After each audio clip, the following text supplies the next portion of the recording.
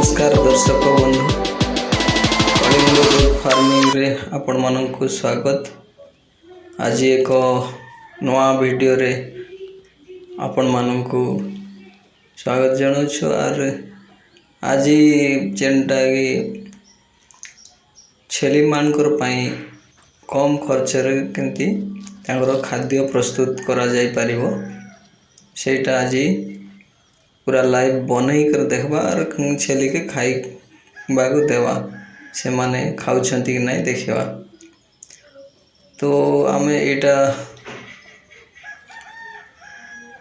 चारा बनै छु मांडिया चारा बनै छु। देखो एटा 3टा 4टा ट्रे रे आमे मांडिया के 10 दिन हला ताके चारा बनै थिलु। आज ही जाई छे से खाइबा पई ताके आज हार्वेस्टिंग करा होचे कटिंग करा होचे ताके ई मांडियार चारा एटा आपण मान के जेने आपनकर घरे आपण मान निजे बनै पारबे। एटा के देखन बहुत सुंदर पाबरे कहीं ना निजे जेन चारा बनाबे बोले कम खर्चा रे ही पारबो। आउ जेनटा किणी करानबे कि यार काना करबे बोले टिक अधिका खर्चा पड़ी पारे हेतिर पाई निजे चारा बनैबे। एटा काना से हाइब्रिड रो चारा नहीं से जेनटा नेपियर हो कि सुबबुल हो कि सेगुडा को टिक अधिका कॉस्ट पड़ी पारे किंतु एटा काना आपनकर निजर पाखरे थैसी जेनटा बिहनटा मांडिया जेनटा कि आपण मान करबे बहुत सुंदर भाव रे एटा चारा होचे। आपण 2-3 थर यार कटिंग करि पारबे। एटा प्रथम कटिंग करा होचे आर 5 दिन भितरे आर थरे हे जीवा आर गुड कटिंग आसी जीवा। फिर पई एटा बहुत कम खर्चा रे आपण मान के छेली रो खाद्य प्रस्तुत करि पारबे। तो एटा हमर गोटे ट्रे रे आज कटिंग हवा गोटे ट्रे रो बोले काना जेतकी छेल अच्छे सेतकी हिसाब रे हमें करा हिसी कटिंग बेसी कटिंग गले काना नष्ट हो जीवा बेकार हो जीवा। आउ छेल मन के जेतकी दिया हवा हेतकी कटिंग करे छ। एटा आउ कटिंग सरला एटा नहीं जीवा और तारपरे आमे काना करबा पड़ो जे जेन पुआल आमे तो पुआल बोलसु पुआल जोटा कि आपण माने खाना कोई भी सेटा के कमेंट रे लेही करी जणैबे। हमर आडे पुआल कइसु धान पुआल। एटा धान के जेनटा आमे अमल कला परे जेनटा तार रही जाइसी पुआलटा सेटा तार नड़ा भी कुआ जाइसी धान नड़ा जोटा कि आगे आमे एटा छोटो छोटो करी काटबा पड़ुछे काना छोटो छोटो कर नहीं काटले बेले सेटा बड़ बड़ थिले काना नहीं खाई पारन छेल माने। आउ जेनटा के हमर मैसी हो कि गाई हो से माने डायरेक्ट खाई देबे किंतु छेली मानकर काना होचे से माने तांकर के छोटो छोटो कर देले ही खाइबे। बाकी लोग को कहते कि छेली ये पुआल खाइबे नहीं बोल करी किंतु खाइबे से भलिया तांकर के बनै के देबा पड़बो। काई छेली तो बड़ बड़टा लंबा लंबाटा खाइबे नहीं पुआल एक्चुअली किंतु ताके टिकी टिकी कर छोटो छोटो कर काटी देबे बोले से निश्चय खाइबे से माने। आउ छेली के काना होचे केबे तो देई नहीं देई करे तुम खाइबे नहीं बोले हबो नहीं देई कि देखबा पड़बो खाइबो कि नहीं तापर परीक्षा गला भलिया सेटा करबा पड़सी। एटा देखन आमे छोटो छोटो कर काटी दउछु पुआल के जेतकी छेली अजन से हिसाब रे सेतकी परिमाण रो पुआल कटा हुए। से पुआल को छोटो छोटो कर काटला परे ताके आमे एटा घास जेनटा मांडिया रु आमे बना हेछि मांडिया चारा करी छ सेई मांडिया चारा रु घास के टिके छोटो करा होचे जेनता के हमके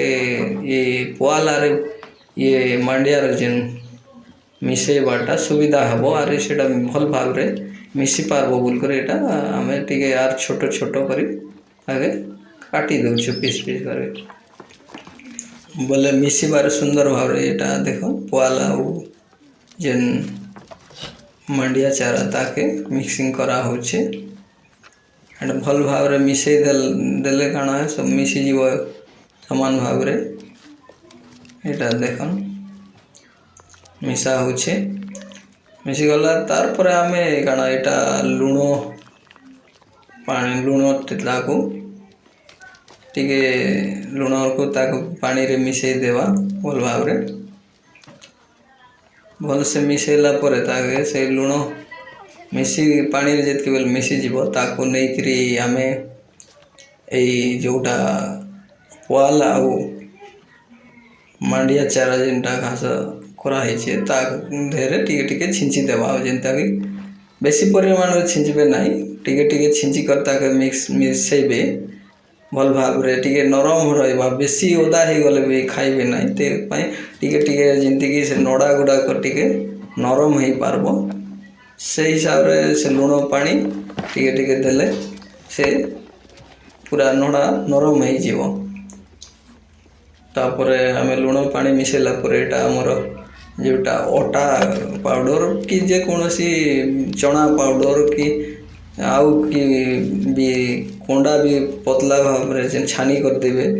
ବୋଲେ ସେଇଟା ଭଲ ଭାବରେ ମିଶାଇ କରିଦେବେ ଏଇଟା 3-4 ପ୍ରକାର ମିଶାଇକିରି ତାକେ ଗୋଟେ ମିଶ୍ରଣ କରାହେଉଛେ ଯେଉଁଟାକି ସେମାନେ ଭଲ ଭାବରେ ଖାଇବେ ବୋଲ କରି ସବୁ ଜିନିଷ ଦେବାର କାରଣ କାଣା ହେଉଛି